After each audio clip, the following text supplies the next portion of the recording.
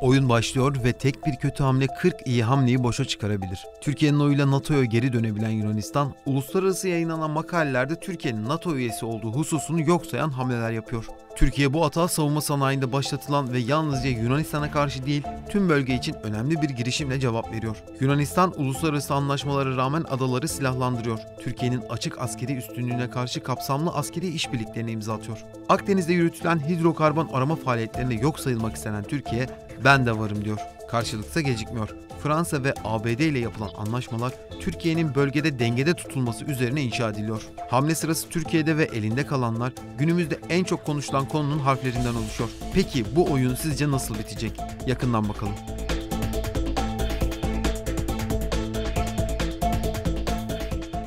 Aksi takdirde hep söylediğim gibi yine söylüyorum. Bir gece ansızın gidebiliriz. Bu söylem Türk jetlerinin Ege'de taciz edilmesinin ardından söylendi. Yunanistan basını oldukça geniş bir yer ayırırken başta Birleşmiş Milletler, Avrupa Birliği ve NATO olmak üzere Türkiye'nin birçok ülke ve kuruma şikayet edileceği açıklandı. Tüm dünyanın Türkiye'yi kınamasını istedikleri bir mektup kaleme alan Atina, aksi takdirde yeni bir Ukrayna krizinin çıkacağını savunuyor. İlk destek ABD Dışişleri Bakanlığı'nın Yunanistan'ın adalar üzerindeki egemenliği sorgulanamaz açıklamasıyla geldi. Özellikle ABD'nin S-300 ve S-400'lerin farklı olduğuna ilişkin yaklaşımı ve isim göstermeden Türkiye'yi hedefe alan çağrıları Atina'da memnuniyetle karşılandı. Türkiye'nin bu sert mesajını biraz açalım.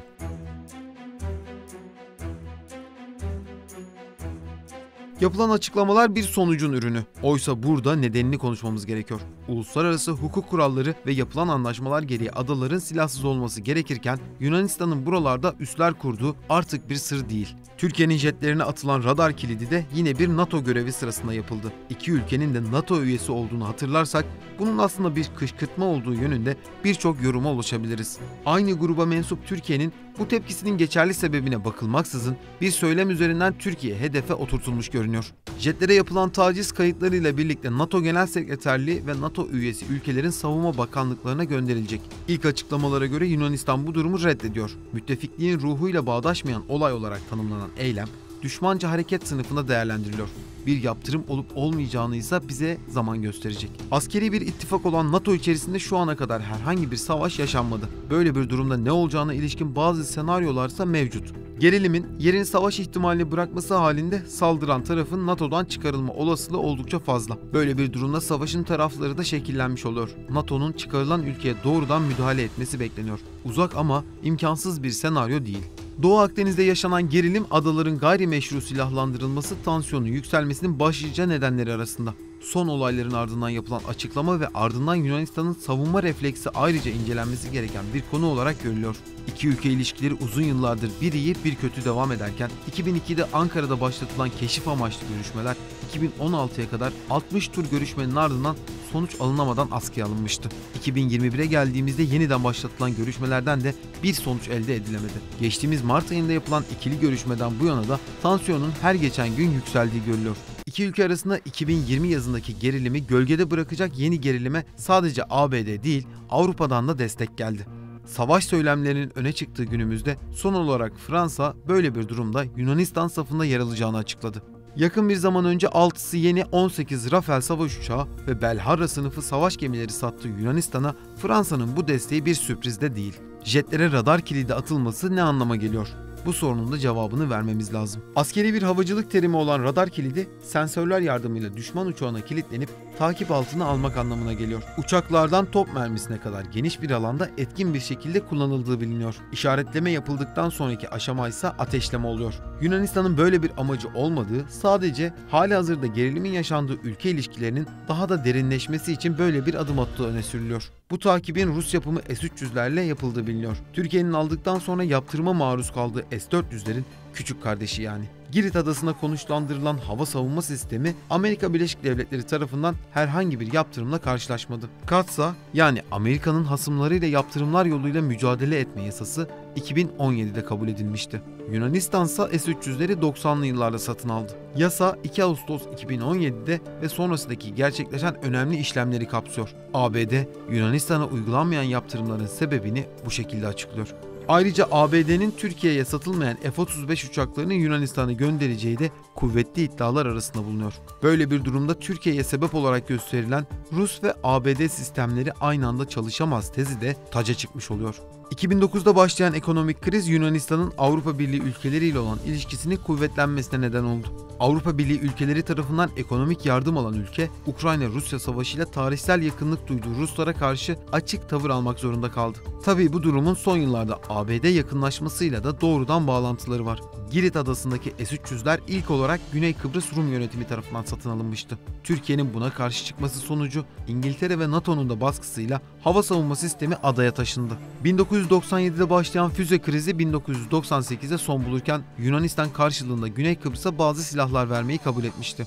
Peki bu ihlal ve tacizler yeni mi? Sorunun cevabı hayır. Yunanistan geçtiğimiz yıl Türk hava sahası ve karasularına yönelik 1616 ihlal ve taciz gerçekleştirdi. Fakat burada dikkat etmemiz gereken nokta şu: Yunanistan bu yılın sadece ilk 8 ayında bu rakamı 1123'e çıkardı. 15 Ağustos'tan bu yana görev uçuşundaki Türk jetlerini 14 ayrı olayda 3372 saniye radar kilidi atarak taciz etti. 1 Eylül'de gerçekleşen taciz sırasında söz konusu uçağın silahsız olduğu açıklanmıştı. Türkiye'nin Ege ve Doğu Akdeniz'de iyi komşuluk ilişkileri ve müttefikliğe yakışan eylemler konusundaki söylemlerine karşı Yunanistan, özellikle bu bölgelerde attığı adımlarla tansiyonun düşmesine izin vermiyor. Bu bağlamda ABD ve Yunanistan ilişkilerine de bakmamız lazım. Yunanistan'da 9 ABD üssü bulunuyor. Bu üsler kime karşı ve ne için kuruldu sorularınınsa şu ana kadar net ve tarafların ağzından çıkmış bir cevabı yok. Rusya-Ukrayna savaşından dolayı olduğu öne sürülse de bunun inandırıcılığı konusunda hala soru işaretleri mevcut. Biden yönetiminin silah yardımı yaptığı da biliniyor. Silahların getirildiği yere özellikle bakmak lazım.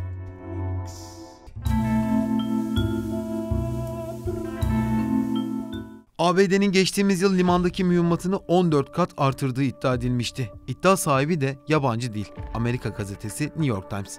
Doğu Avrupa'daki varlığının güçlendirilmesi için yapılan askeri yığınak Rus saldırganlığını gerekçe gösterilerek dolduruluyor. Türkiye'nin sorduğu sorularsa cevap aramaya devam ediyor. Yunanistan Başbakanı Mitsotakis'in ABD Kongresi'nde Türkiye'ye hedef alan sözlerini de hatırlarsak Türkiye'ye karşı bir cephe oluşturma yaklaşımını da rahatlıkla görebiliriz. Adaların silahlandırılması ise 1950'den itibaren başladı. Bazen inkar, bazense gerçeklikten uzak bir savunma geliştiren Yunanistan, uluslararası anlaşmalara rağmen bu eylemine günümüzde de devam ediyor. Anlaşmaların ihlal edilmesini gerekçe gösteren Türkiye ise uluslararası hukuka göre adaların egemenliğinin tartışmaya açılacağını söylüyor. İki ülkenin NATO müttefiki olduğunu da düşünürsek durumun çok karmaşık bir hal aldığını rahatlıkla söyleyebiliriz. 2021'den günümüze büyük bir askeri yatırım girişiminde olan Yunanistan'ın ekonomik açıdan zor duruma düşme ihtimali kuvvetli senaryolardan bir diğeri. Buna karşın Türkiye'ye esaslı bir restleşme için hazırlık yapması gerektiğini savunanlar da mevcut. Amerika Birleşik Devletleri'nden talebi, Fransa'dan aldığı silahlar, bunun yanı sıra Türkiye karşıtı blok üzerinden de etkin bir siyasi rol üstlendiği gözleniyor. Geçmişte yaşanan gerilimlerde tansiyonu düşüren taraf olan ABD, günümüzde yeni ve farklı rolüyle Yunanistan tarafındaki safını her geçen gün sıklaştırıyor. Yunanistan'ın askeri alanda yaptığı yatırımların birinci ve öncelikli hedefi geçmişten günümüze değişmeyen arzularından kaynaklanıyor. Adalar Denizi'nin %70'inden fazlası Yunan karasuyu olacak ve Doğu Akdeniz'de hidrokarbon kaynakları açısından Türkiye Antalya Körfezi'ne hapsedilecek. Ne hukuki ne askeri ne de siyasi olarak mümkün görülmeyen bu arzular karşısında Türkiye ne yapıyor?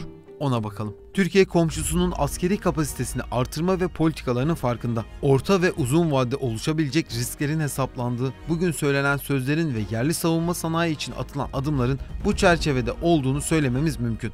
Fakat küresel konjonktüre baktığımızda Türkiye'nin bütün gündemini de Yunanistan özeline indirgeyemiyoruz. İkili ilişkilerin gelişmesi öncelikli hedef olsa da Atina'nın attığı adımlara karşı argüman üretilmesi beklenen bir sonuçtu.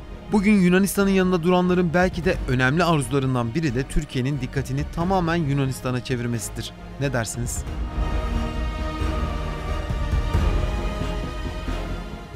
Oysa burada nedenini konuşmamız gerekiyor. Uluslararası hukuk kuralları ve yapılan anlaşmalar gereği adaların silahsız olması gerekirken